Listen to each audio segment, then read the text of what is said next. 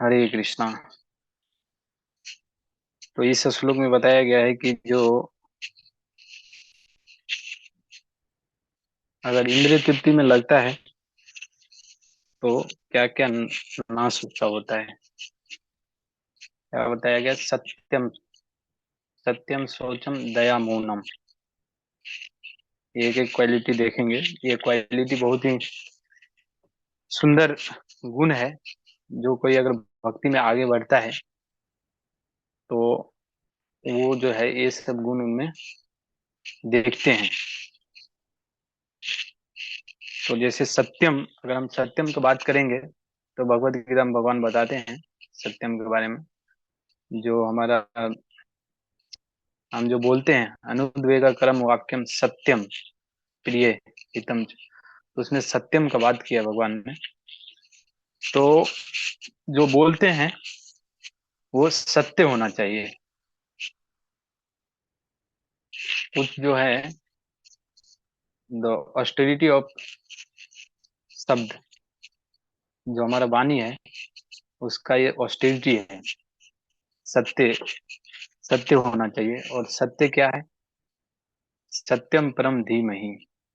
जो भगवान है वो परम सत्य है। तो भगवान कृष्ण के बारे में अगर हम बात करते हैं तो बात जो है सत्य होगा।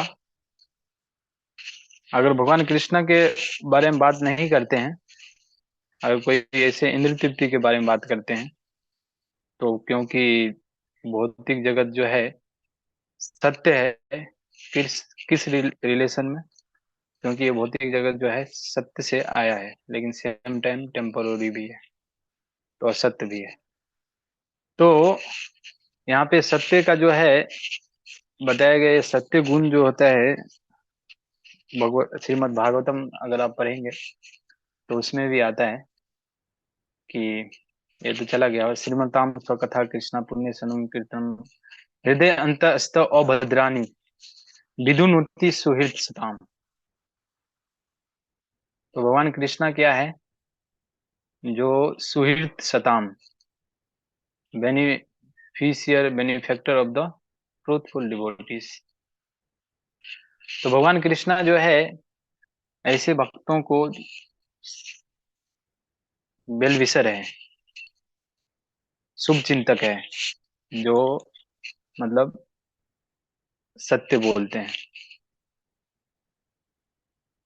क्योंकि जो सत्य है, क्योंकि कभी कभी क्या होता है कि हम बात बात में भी कुछ मजाक में भी झूठ बोल देते हैं। तो ऐसे बोलते बोलते क्या होता है कि हमारी वाणी जो है ना, हमारी वाणी की जो शक्ति है वो धीरे धीरे प्योरिटी खत्म हो जाता है। और जब हम किसी को कुछ बोलते हैं तो उस हमारी बातों का उसके ऊपर जो है प्रभाव नहीं पड़ता है, क्योंकि जो शक्ति है वो धीरे धीरे खत्म हो जाती है। Purity is the force. Prabhupada ji बोलते हैं प्रचार करने के लिए प्योरिटी चाहिए। तो प्योरिटी कहाँ से आएगा? ये सब है प्योरिटी। हायर ट्रूथ के लिए जो है भगवान के प्रसन्नता के लिए ऐसा शास्त्रों में बताया है कि कहीं कहीं झूठ बोल सकते हैं। जैसे 5 जगह पे, जैसे किसी लड़की का शादी हो रहा है तो शादी को क्या बोलते हैं कि उसमें जो है बताते हैं ना, जैसे लड़का पढ़ा रहता है 5वीं तक, फिर हम उनको बोलते हैं कि जो वो लड़के को हम जाकर बोलते हैं, जब वो देखने के लिए आते हैं लड़की वाले, तो बोल देते हैं कि लड़का जो है 9वीं पास है या 10वीं पास है, या लड़की जो है दूसरी कक्षा पास है, हम उनको बोलते हैं कि हाँ ये तो 7वीं तक पढ़ी है। तो क्योंकि यहाँ पे जो है झूठ, ऐसे शास्त्रों में बताया गया है कि 5 जगह जो है झूठ बोल सकते हैं। तो एक जगह ये हुआ, क्योंकि उसमें जो है दो जीव का जो है, ऐसे अगर हम लौकिक दृष्टि देखेंगे, कर्मकांड की दृष्टि दृष्टि से, तो किसी को शादी कराना एक पुण्य का काम होता है। क्योंकि दो लोगों को एक व्यक्ति ने उनको एक साथ किया। तो इसके लिए पहले के लोग, कई लोग दक्ष होते थे शादी कराने में गाँव में। वो शादी करवाते थे अपनी जिंदगी में, बहुत 10-15 लोगों को करवा देते थे। तो उसमें जो है झूठ बोल सकते हैं। कभी जो है और जगह बताया गया, मैं मेरे को याद नहीं है, लेकिन 5 जगह ऐसा है कि जैसे हाँ, ब्राह्मण की रक्षा के लिए, गाय की रक्षा के लिए। जैसे उसमें कहानी आता है ना, जब एक एक व्यक्ति था और उन्होंने क्या किया कि उनसे एक गाय आ रही थी उधर से, और उनको बोला कि आ, एक व्यक्ति वहां पे था और कसाई पीछे से, गाय भाग रही थी और कसाई पीछे से आ रहा था और गाय जाके कहीं छिप गया। तो कसाई उधर से आया और उस व्यक्ति से पूछा कि गाय कहाँ गया। तो उस व्यक्ति ने सर बोला कि अभी झूठ में क्यों बोलूं, तो मैं सत्य बता देता हूँ। तो उसके लिए उनको क्या हुआ, उनको एक जन्म में वो व्यक्ति को जो है उसका हाथ काटा गया। वही जो उन्होंने, उनको वहां पे झूठ बोलना चाहिए था लेकिन उन्होंने सत्य बोल दिया। तो ये तो भगवान की प्रसन्नता के लिए, जैसे युधिष्ठिर महाराज को बोले भगवान ने कि आप झूठ बोलो, जैसे भगवान जो स्वयं अगर बोलते हैं तो कर्म ब्रह्मोद भवन विदित ब्रह्माक्षर समुद्भवम। जो वेद है वो भगवान के मुख से जो निकलता है वही वेद है। तो भगवान जब स्वयं बोलते हैं तो उस टाइम में तो ऑब्वियसली वो सत्य ही होगा, क्योंकि भगवान के मुख से निकला हुआ कोई भी चीज झूठ नहीं होता है। अगर भगवान झूठ भी बोलना चाहेंगे तो भी सत्य हो जाएगा। अगर किसी को बोल देंगे लड़का को कि ये लड़की है, इमीडिएटली वो लड़की में कन्वर्ट हो जाएगा, तो झूठ होगा ही नहीं। तो वो बात अलग है। लेकिन वो जो स्टेटस है वो हायर स्टेटस है। वो अगर भक्ति में एक व्यक्ति बहुत आगे बढ़ा है, जैसे वसुदेव जी, उन्होंने वचन दिया था इनको, वसुदेव जी ने वचन दिया था कंस को कि मैं सभी बच्चे को जो भी देवकी के गर्भ से जन्म लेगा उनके उन सभी बच्चों को आपको मैं दे दूंगा, सौंप दूंगा, आपको जो करना है करना। लेकिन वचन को तोड़ दिए भगवान के लिए। तो वो हायर स्टेटस है। लेकिन हमको जो है इन जनरल झूठ नहीं बोलना चाहिए। तो ये जो है गुण जो है, अगर हम सत्य बोलते हैं तो क्या होता है कि भगवान भी हमसे प्रसन्न होते हैं, और और हमारी जो जो शुद्धता है वो भी बढ़ती है धीरे धीरे। जैसा बताया ना, 12 साल अगर कोई सत्य बोलता है तो उसके वाक में जो है वाक सिद्धि हो जाता है। वाक सिद्धि है, वाक सिद्धि है ना, जिसको कुछ बोल दिया वो उसको हो जाएगा। वो मजाक में बोल जाए तुम बीमार दिखते हो, वो बीमार पड़ जाएगा, क्योंकि उसको वाक सिद्धि है। तो अभी तो कलयुग में बहुत अ, कलयुग में बहुत ही कम लोग हैं जो सत्य बोलते हैं। भगवान के भक्त होंगे, शुद्ध भक्त अभी भी पृथ्वी पे जो जो है सत्य बोलते होंगे। लेकिन ये सत्य जो है, जब सतयुग था ना, सतयुग, सतयुग में जो है लोग सत्य बोलते थे। द एज ऑफ सत्य, मतलब एज ऑफ ट्रूथफुल। लेकिन अभी कलयुग आ गया है। तो अभी भक्तों के लिए अगर देखा जाए तो भक्त लोग जैसे जैसे मान चलिए कि किसी भक्त को कोई 6 माला जप कर रहा है। अभी कोई 6 माला पर उन्होंने कैसे आया, मान चलो कि उन्होंने कभी ना कभी प्रॉमिस किया, या कभी यात्रा में जाते हैं, कभी जो हमारे जो सीनियर होते हैं तो वो बोलते हैं कि आप जो है कितने माला करते हो, तो मैं 2 माला करता हूँ। तो आज जब आपसे आप 4 माला करो। यस प्रभु जी, 4 माला करोगे? हाँ प्रभु जी, मैं 4 माला करूंगा। 4 राउंड चैंटिंग। तो फिर वो जो है वो भक्त जो है 4 माला शुरू कर देता है, क्योंकि उसके पास उन्होंने उनको एक वचन दिया कि हाँ करूंगा। तो उनको प्रयास करना चाहिए कि 4 माला हमको हर दिन हो। तो ये एक सत्य हो गया, सत्य का पालन। फिर जिसको दीक्षा हो गई, वो जो है गुरु के सामने, अग्नि के सामने वचन देते हैं कि 4 regulative principles I will follow, और 16 माला करूंगा। तो वो हो गया। फिर उसके लिए सत्य, अगर वो पालन नहीं किया तो ट्रूथफुल नहीं है गुरु के प्रति और अग्निदेव के प्रति। तो ये सब ये है सत्य का जो है, मतलब प्रैक्टिकल जो हम तोड़ते हैं और उसका उपयोग। भगवत गीता में भगवान बताते हैं कौन शुद्ध प्रभुपाद जी लिखते हैं तात्पर्य में कि 13वां अध्याय में कुछ तो ऐसा श्लोक है, उसमें अलग अलग क्वालिटी बताया गया कि व्यक्ति को अपने शत्रु के समक्ष भी जो है सत्य ही बोलना चाहिए, ऐसा। तो ये सत्यम सोचम, लेकिन जो इंद्र तृप्ति में लगा रहता है वो सत्य कैसे बोलेगा? वो सत्य तो नहीं बोलेगा। अभी इंद्र तृप्ति जैसे करना है, वो करना है, तो मान चलो कि किसी से उन्होंने क्या किया, जो इंद्र तृप्ति में लगा हुआ है उनके पास पैसा का भी अभाव होता है। जब मैं कॉलेज में पढ़ता था तो मेरे रूम में एक लड़का रहता था, विक्रम शेखावत नाम था उसका। तो वो जो है मेरा रूम पार्टनर था, तीन लोग रहते थे, एक मुस्लिम था, दो हिंदू।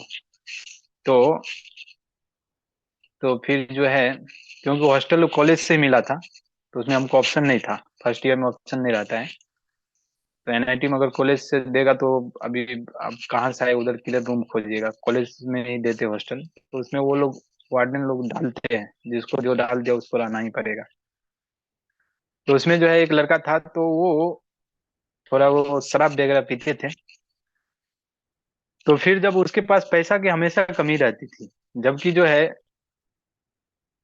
एक बार फी भर दिया, और जो मेस का भी और कॉलेज का भी, उसके बाद एक जो स्टूडेंट है उसको कुछ खर्च नहीं होगा, सिर्फ जो है नोटबुक वगैरह में खर्च होगा। अभी कॉलेज में तो कुछ तो ऐसे करना नहीं है, उधर कॉलेज जाना है और जो है लेक्चर अटेंड करना है, रूम पे आना है, और पूरा जो है खाना वाना है ही अंदर ही। तो ऑडी खर्च कुछ है नहीं। फिर भी उनके पिताजी देते थे कितने रुपए, 10,000 पर मंथ उसको। तो उनके पिताजी का थोड़ा था, इनकम टैक्स में था, तो उनको था पैसा। तो उनके पिताजी उनको देते थे 10,000 रुपीज। उनके दो, जो एक बेटी था और एक एक बेटी और एक बेटा। तो बेटी को भी कुछ वो, कई कई परिवार वाले होते हैं थोड़ा खर्च देते हैं हर मंथ, पॉकेट खर्च। तो अभी वक्त नहीं रहता है तो उनको दिमाग काम नहीं करता है ना, कि किसको देना है किसको नहीं देना है, कब देना है, मिसयूज करेगा कि क्या करेगा। वो तो लौकिक धर्म के आधार पे जो है खुश करना चाहते हैं अपने बच्चे को।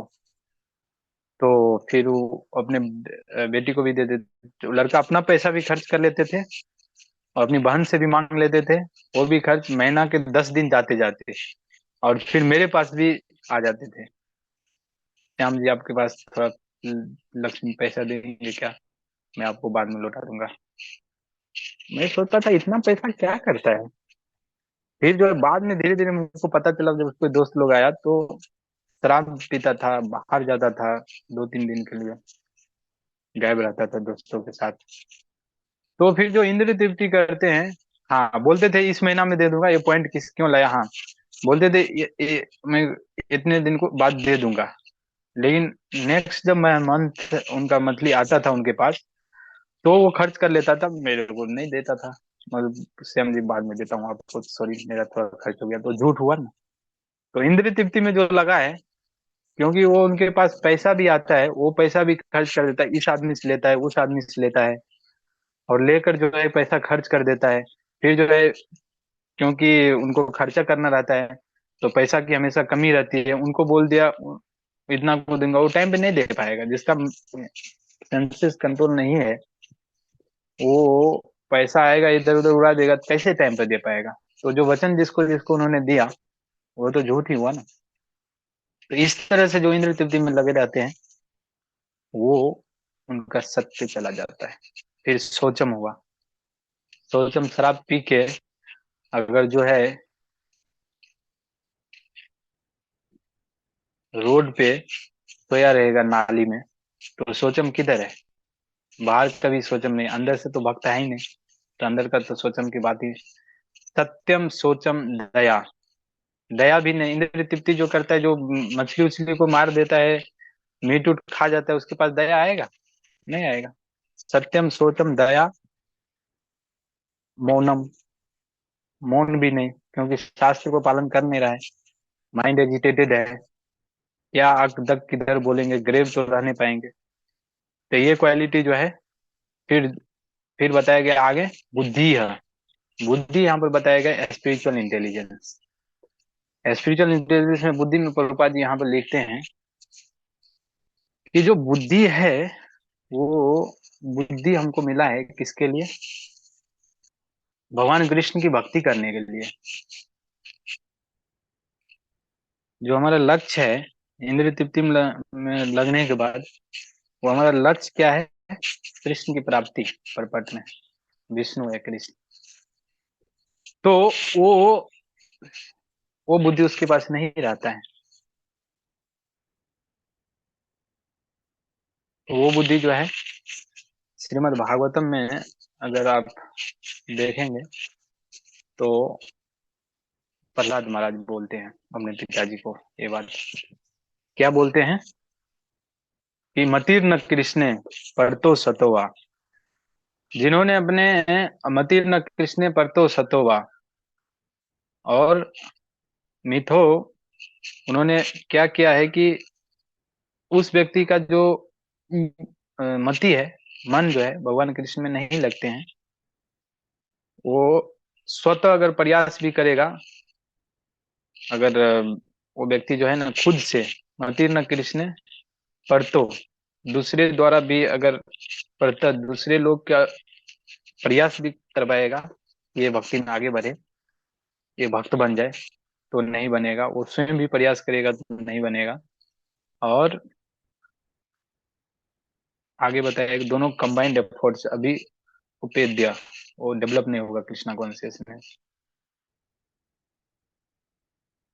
ठीक है, जो इंद्रिय तृप्ति में लगा है। और फिर उसी श्लोक में आगे ट्रांसलेशन में है कि वो व्यक्ति कहाँ जाएगा? वो नरक में जाएगा, तमिश्रम। जो मेटेरियल मेटेरियलिस्टिक जिसका जीवन हो गया है, भौतिकवादी जो व्यक्ति है, गृहवर्त नाम, गृहवर्ता नाम का वहां पर ट्रांसलेशन हुआ है materialistic, too much attached to material things.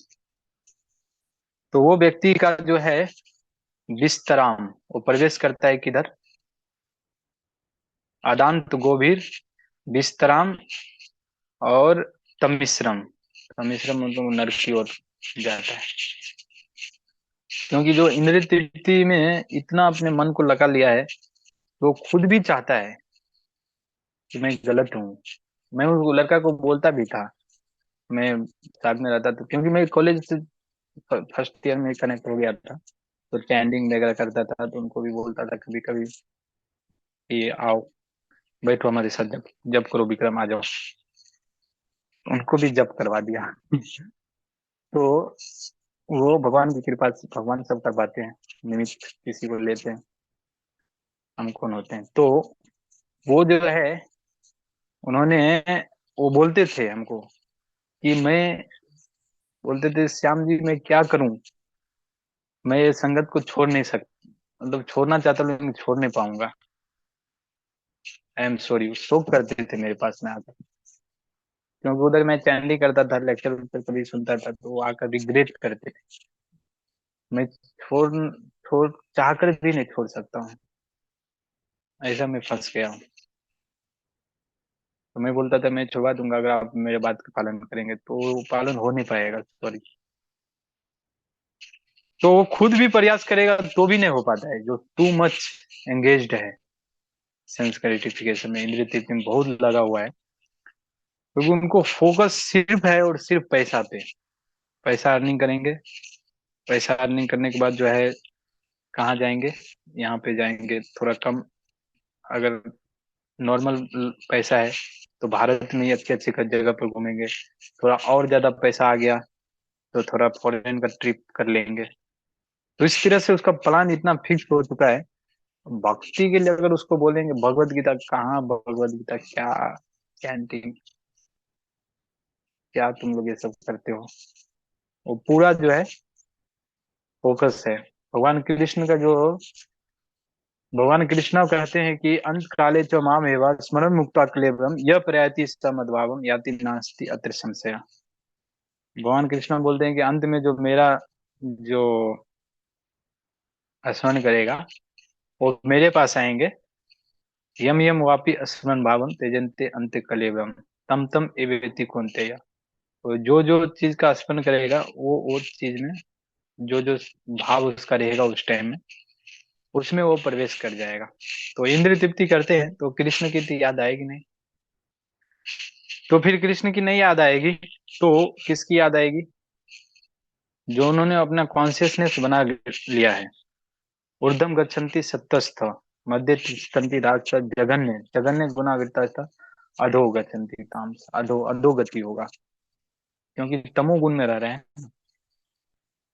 सतोगुण का कोई क्वेश्चन यहाँ पे है नहीं।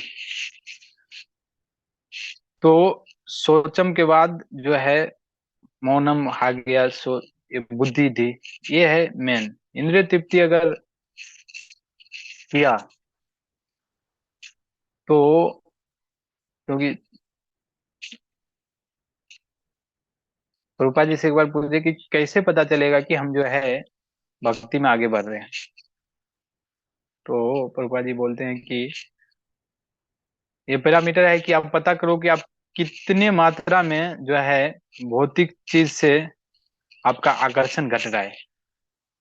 इंद्रिय तृप्ति से कितना आकर्षण घट रहा है उतने मात्रा में आप जो है भक्ति में आगे गए भौतिक चीजों से। क्योंकि भक्ति एक ऐसी चीज है जो अगर हम करते हैं तो हमको जो है धीरे धीरे पता भी चलता है थोड़ा। जैसे उदाहरण आता है कि जब हम खाते हैं तो पेट भरता है और तुष्टि भी मिलती है। दो तीन चीज साथ साथ होती है। तो उसी प्रकार जो है हम जो है अगर भक्ति करते हैं तो हमारा आकर्षण भी घटेगा अगर सही डायरेक्शन में भक्ति कर रहे हैं तब। सही डायरेक्शन का मतलब क्या हुआ? सही डायरेक्शन का मतलब जैसा आचार्यों ने बताया वैसा। अगर आचार्यों ने नहीं बताया तो वो भक्ति अगर हम एक्स्ट्रा करेंगे तो आप लोग पढ़े होंगे तीसरे अध्याय में ऐसा ही। भक्ति भी तीन तरह का होता है। तमोगुण में भक्ति रजोगुण में सतोगुण में। तो जो अगर हम जो है कोई व्यक्ति भक्ति ऐसे करता है अगर आचार्यों के जो गुरु परंपरा से जो हमको नहीं मिला है और उससे जो है हटके कुछ प्रयास करते हैं तो उससे हमारा अहंकार बढ़ता है। एक्चुअली में क्या होना चाहिए कि ये हमारा जो है ना अहंकार घटना चाहिए ना। भक्ति करने से जो है अहंकार अहंकार जब तक रहेगा भगवान को हम प्रिय नहीं हो सकते हैं। भगवान को जो हमारे अंदर जो गुण है उन सभी गुणों में भगवान को आकर्षित क्या करता है? विनम्रता। अगर विनम्र है ना कोई भक्त वो भगवान को आकर्षित करता है। विनम्रता आकर्षित करता है। वो भक्त के प्रति भगवान आकर्षित हो जाते हैं। तो अहंकार बढ़ेगा तो फिर जो है मेडिसिन ले रहे हैं लेकिन क्या कि मेडिसिन इफेक्ट नहीं कर रहा है। क्योंकि जो रूल्स रेगुलेशन के अंडर नहीं कर रहे हैं भक्ति। जैसे जीव गोस्वामी जो थे वो इतने स्कॉलर थे लेकिन उनको जो है झाड़ू का सेवा दिया गया टेम्पल में। अभी झाड़ू के सेवा को छोड़ के वो बोलते मैं लिटरेचर का सेवा करूंगा लिटरेचर लिखूंगा।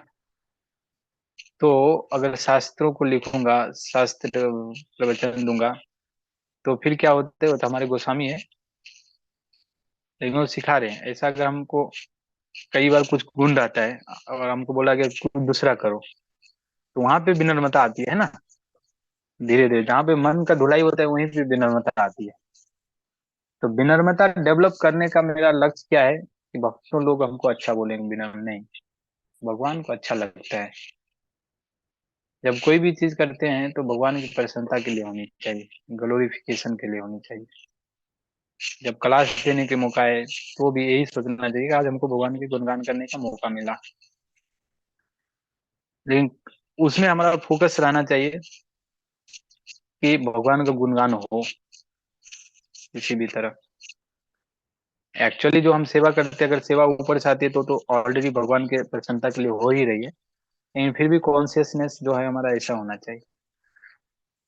तो वो जो है विनम्रता ऐसे बनेगा तो भगवान प्रसन्न होंगे। तो वो विनम्र कैसे बनेगा? जब ही जो है गुरु के वाणी को वो मानेगा तब। गुरु की वाणी को अगर मानेगा तो उससे क्या होगा कि उसको अपोजिट डिजायर के प्रति भी कुछ ऐसा आदेश आएगा जो उसको करना पड़ेगा। अगर वाणी नहीं माना तो उसका अपना कुछ है पहले, तो उससे वो सेवा तो कर लिया, लेकिन जय जयकार होगा तो वो उसको हैंडल नहीं कर पाएगा, उससे अहंकार बढ़ेगा। तो ये जो है ये विनम्रता है। तो विनम्र होने का जो है तरीका क्या है, फॉलो करना चाहिए आज भी। तो भगवान की इच्छा से, जैसे ध्रुव महाराज जो है जब उधर से आए थे, क्या कर कर, जब उनके पिताजी ने बोला, वो उनके अपने पिताजी के गोद में जब वो चढ़ना चाह रहे थे, तो उसी समय जो है उनकी जो माँ थी, सौतेली माँ, स्टेप मदर, तो उन्होंने क्या कहा कि तुम जो है पिता के गोद में नहीं जा सकते हो, मेरे कोख से जन्म लोगे तो जा सकते हो। तो ध्रुव महाराज को कितना गुस्सा आया था। वो जब उधर से जब जब उन्होंने देखा कि उनको पिताजी भी जब ये हो गए, मौन रह गए, कुछ नहीं बोला, तो समझ गया। फिर उन्होंने असेंबली को तुरंत लेफ्ट कर गया और वो अपनी माँ के पास आया। माँ के पास आया तो ध्रुव महाराज जो है प्रैक्टिकली जो है रो रहे थे। और जो उनका जो ये होंठ है ना, उसको दबा के, और इतना गुस्सा से उनका होंठ लाल हो गया था, दबा के आया था। और फिर उनकी माँ ने क्या उनको वो आदेश दिया। पहला जब उनकी माँ को भी बहुत दुख हुआ, लेकिन उनकी माँ ने उनको आदेश, पहला इंस्ट्रक्शन दिया कि आप अगर जो है दूसरे जीव के प्रति जो अ, गलत इच्छा है, द्वेष है, उसको छोड़ दीजिए।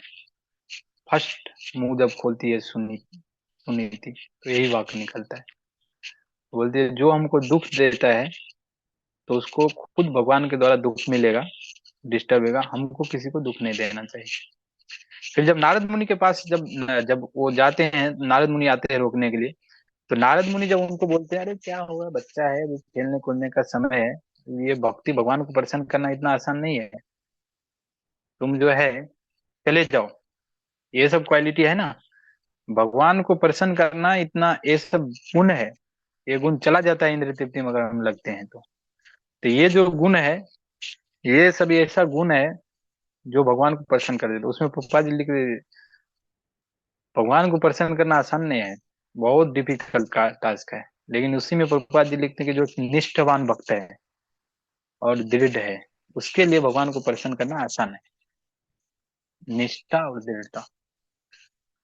तो उनको जो है बोलते हैं कि अगर तुमको मान लो बोल ही दिया कुछ, तो तुम ये समझो कि, नारद मुनि ने बोला तुम ये समझो कि जो है तुम्हारे कर्मों के हिसाब से वो तुम्हारे ऊपर दुख आया, और कर्म के हिसाब से आया तो उसको सहन करो बाद में की प्रतिक्रिया करके। तो नारद मुनि उसको समझाते हैं कि हमको जो है जो भी हमारे कर्मों के हिसाब से आते हैं उसको हमको स्वीकार करना चाहिए। कभी कल क्या होता है हमारी इच्छा के विरुद्ध, ऐसा कब होगा जब हर एक चीज में अगर कोई व्यक्ति ये सोचेगा कि ये जो है मेरे साथ हो रहा है, ये इसमें कृष्ण की इच्छा से हो रहा है। तो भगवान की इच्छा से जो भी चीजें नारद में बताते हैं, चौथा तीसरा ना, अभी चौथा, तो उसमें आप लोग पढ़ेंगे। से चरित्र शुरू शुरू हुआ, क्योंकि चैतन्य महाप्रभु बोलते हैं कि प्रहलाद चरित्र इसको 100 बार पढ़ना चाहिए, एक बार में समझ। तो वो पढ़ेंगे, फिर अपने से खुद खुद से पढ़िए, टाइम निकलता है तो उनको पढ़िए, क्योंकि भक्ति का जो है ना, इसमें पूरा एकदम सीक्रेट दिया हुआ है। एक बार पढ़ेंगे तो ज्यादा कुछ समझ में नहीं आएगा, फायदा मिलेगा भागवतम पढ़ने का, व्यर्थ नहीं जाएगा स्पिरिचुअल चीज, लेकिन ज्यादा नहीं। फिर पढ़ेंगे नया चीज आएगा, फिर पढ़ेंगे नया चीज आएगा, फिर पढ़ेंगे नया चीज आएगा। मैं अभी दोहरा रहा हूँ तो पहली बार में पता है, अरे ये पॉइंट देखा ही नहीं था, अभी जब फिर से पढ़ रहा हूँ तो फिर पता चल रहा है कि अरे हाँ ये था। तो अलग अलग चीजें हिट करेगा जितना बार पढ़ेंगे। तो फिर जो है नारद मुनि उनको बोले थे कि तुम जो है तुम्हारे भगवान की कृपा से जो है जो भी चीजें आते हैं उनको जो है स्वीकार करो, प्रतिक्रिया करने के स्थान पे। तो भगवान जो है किसी के थ्रू हमको शुद्ध करना चाहता है, तो अगर उसमें हम भगवान का हाथ नहीं देखेंगे, अपना दिमाग अगर चलाएंगे तो शुद्ध नहीं होंगे। अगर अपना दिमाग चला के कुछ नया किया तो फिर जो है शुद्ध होने के स्थान पर अशुद्धियां बढ़ेगी, अहंकार बढ़ेगा, जो कि भगवान को पसंद नहीं है। क्योंकि कभी कल क्या होता है कि कुछ ऐसे चीजें हमारे साथ होता है, किसी भी द्वारा कोई बाहर का व्यक्ति भी अगर कुछ बोल दिया एकाएक, तो यार हमारे पिछले कर्मों का ही ये है, तो इमीडिएटली दिमाग में आना चाहिए, कभी कभी सहन करना सीखना चाहिए। सहन करने से क्या हमारे शुद्धिकरण होगा और हमारा पास्ट कर्म भी कटेगा और हम विनम्र भी बनेंगे। तो ये हो गया श्री। आगे जो है बुद्धि है के बाद क्या है शरीर। तो जो ऐश्वर्य, ऐश्वर्य भी जाता है, पैसा इंद्र तृप्ति में कम खर्च होता है क्या, इतना पैसा को जो है उड़ा देगा व्यक्ति। तो श्री हिरीर, हिरीर का क्या ट्रांसलेशन किया है कि लज्जा। उनका जो है लज्जा, यस। तो लज्जा जो है उनका जो है चला जाता है, इंद्र तृप्ति करेगा, लज्जा रहेगा क्या। अभी मान चलिए कि कोई व्यक्ति है शराब पी के बक बक बक बक कर रहा है, तो मौन तो ग्रेविटी तो उसमें ही गया, फिर वो बक बक बक बक कर रहा है।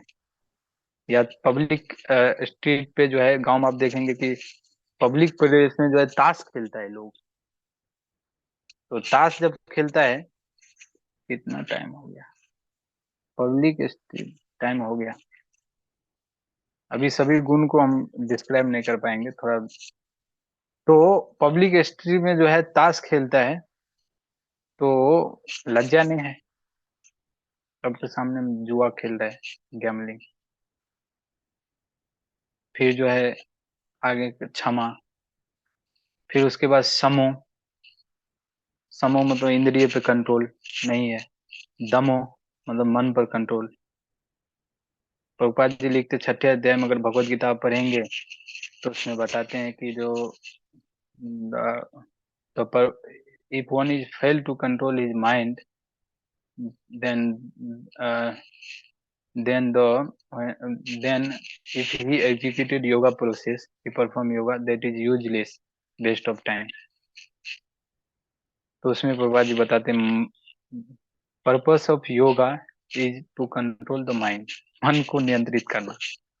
मन को नियंत्रित करना, मन नियंत्रित कैसे होगा, चंचल ही मना कृष्णा, बहुत ये है। तो हम भागवतम ये सुन रहे हैं अभी इतने देर, इतना देर के लिए हमारा मन कम से कम कंट्रोल है। तो अगर किसी ना किसी इसमें जितना भी व्यक्ति भागवतम सुन रहे भक्त, वो किसी ना किसी को फॉलो कर रहे हैं, तो उनके बात को मान रहे, तो आपका मन अभी कंट्रोल है, भागवतम में लगा हुआ है। इसके लिए फॉलो करने से बहुत फायदा है। कभी कल लगेगा कि वो जो है कुछ चीजें ऐसा हो जाता, मैं ऐसा कर लेता वो ऐसा कर लेता, लेकिन उससे अहंकार ही बढ़ेगा और कुछ नहीं होगा। तो फॉलो करने से भगवान जो है हमारे लिए, भगवान के हाथ है कुछ ना कुछ हमारे लिए, क्या वो करना चाहते हैं, हमको किस डायरेक्शन में लेके जाना चाहते हैं, अगर हम भगवान के हाथ को देखेंगे तो हम विचलित नहीं होंगे। फिर समो दम, दमो, इस तरह से फिर उसका भगस भाग्य भी गया। फिर ये जो है आगे बताए, यत संगाद याति। ये संग की करेंगे तो जो है ये सब चीजें इंद्र तृप्ति नाश, इंद्र तृप्ति अगर करेंगे संगात, तो ये सारी चीजें जो है नाश होगा, खत्म हो जाएगा। ये सभी क्वालिटी दिया गया है। तो मैंने अभी ये सब माइंड कंट्रोल पे आगे बोलता है, लेकिन अभी ये हो गया, टाइम ऑफ हो गया। धन्यवाद। हरे कृष्णा। Thank you.